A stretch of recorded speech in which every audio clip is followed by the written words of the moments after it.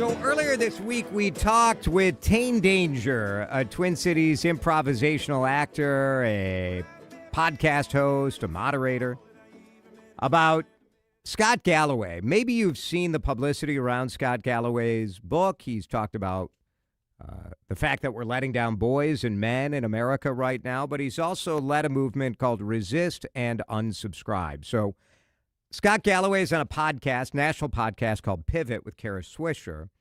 And, you know, one of Tane Danger, who's a local guy, one of his buddies hears this on the podcast. Or something like that. I got another idea that involves Kara Swisher.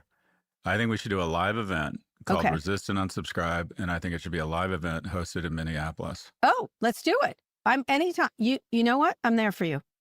All right, so pretty good, right? And through that, Scott Galloway and Kara Swisher are doing an event in Minneapolis. It is Sunday at the Pantages Theater, a live podcast. They want to come here and raise money for Twin Cities nonprofits. And because of it, Scott Galloway agreed to sit down and chat with me. Let's start with how. Well, first of all, what was your reaction the first time you heard the name Tane Danger, that you were going to come here to see a guy named Tane Danger? I thought that's my stage name when my second career as a stripper or a porn star. Yeah, that's a great name. It's impressive, right? Like the first time I met the man, I'm like, I'm not sure this must be a fake name. It must be a fake name. Either that or his parents are hippies. Right. It's highly questionable. Tell me why you guys decided to come and do the live show here in Minneapolis. We wanted to just nod to the people of Minneapolis. We're inspired by the resistance there, and we wanted to bring some economic activity, and just as a general objective of mine, and Kara agrees, that we want to do more stuff off mic. I find that, as you get older, you want to, I find I have a lot of courage, and I'm indignant a lot when I have a keyboard and a mic, and I need my actions off mic to foot more to my actions on mic. And we thought, why wouldn't we just do a live event there and bring, a small amount of economic activity and go just sort of nod to the people of Minneapolis. Resist and Unsubscribe, your effort. When you first came up with this, could you just describe to our audience what that is, what the idea is? Sure. So I think a lot of us have had sort of a last straw moment. Mine was when Secretary Noem described Alex Preddy as a domestic terrorist, and I decided I wanted to do something. So I like to think I understand the markets and economics, and have noticed that the Trump administration only backs away from policies when the markets fall. And we have essentially 10 companies control 40% of the S&P, and those 10 companies are highly susceptible to subscription growth or lack thereof. So I listed those 10 companies and links to make it very easy to unsubscribe.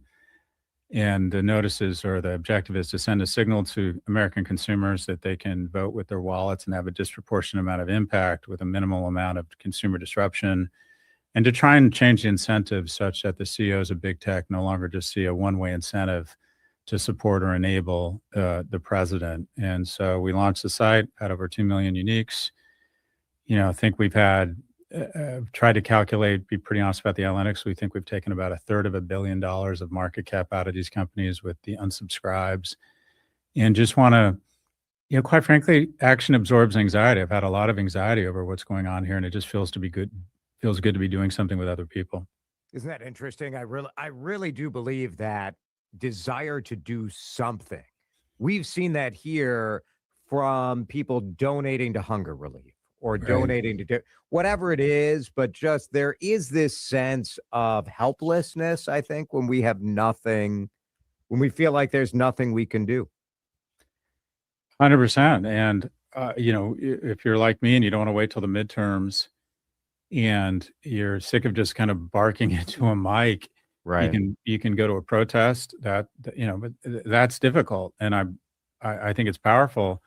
But what I'm saying, as an example, if you unsubscribe from the paid version of ChatGPT, which is $240 a year, that company's raising money or closed around at 40 times revenue, you're literally taking $10,000 out of the market cap of OpenAI, which in enough aggregate they will feel. And there's a very strong substitute, the unpaid version or the paid or unpaid version of Anthropic. So the most radical act of activism in a capitalist society is non-participation. And I don't think American consumers are really aware that this weapon has been hiding in plain sight.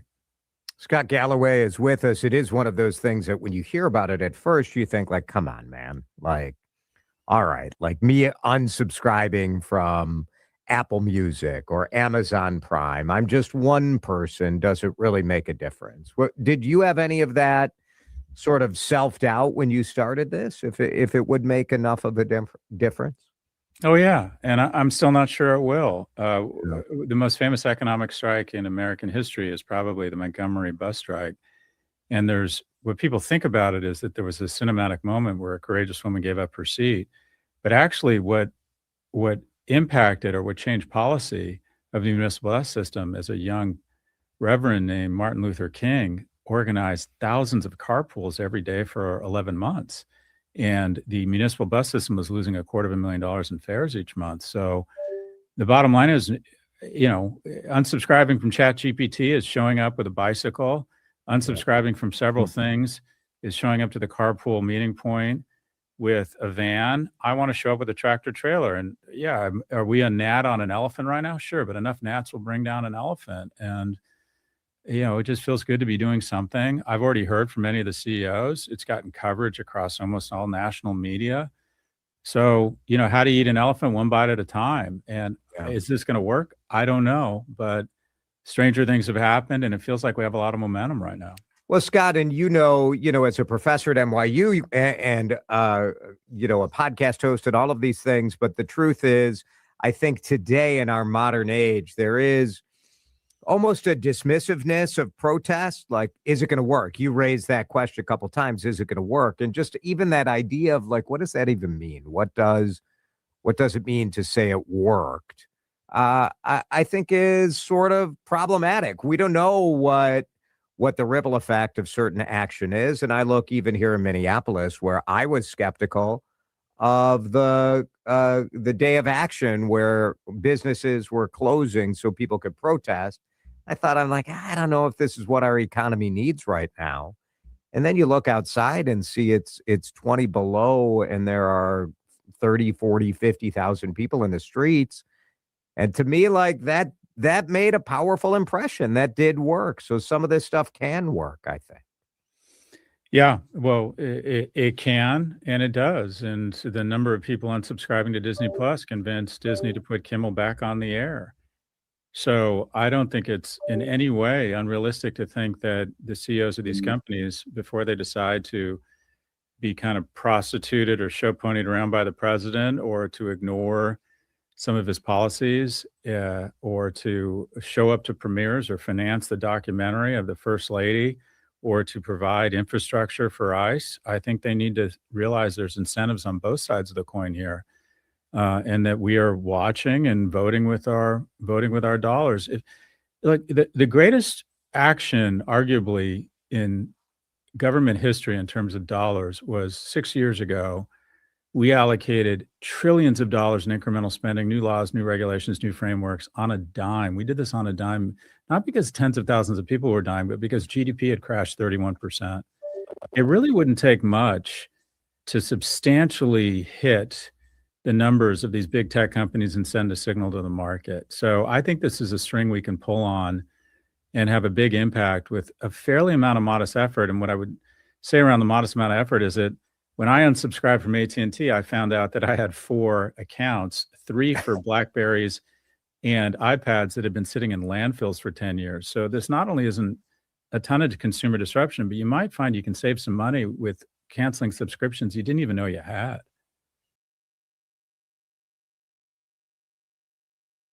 Oh.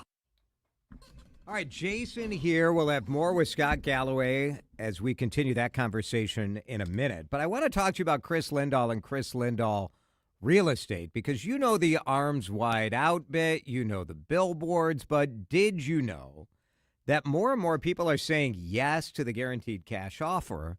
not because of the speed factor. It used to be all about speed, where people would take a guaranteed cash offer because they needed cash out. They needed money. They were going to move to another state, or there was a family situation or whatever. Today, more and more people are saying yes to the guaranteed cash offer because they just don't want the headaches. They don't want to deal with the open market. They don't want to pay commission to an agent. They don't want to run the risk of the fact that somebody's going to flake out when you get near closing time and they just don't get you to the finish line. It's not worth it. ChrisLindahl.com can let you know if this makes sense for you. Chris is a Minnesotan. He's a friend of mine. He knows the old way of selling a house is broken. So why mess with it? Go to ChrisLindahl.com. Even if you're not selling now, just think about it. You can get a free smart seller guide. Find out if it makes sense for you. ChrisLindahl.com.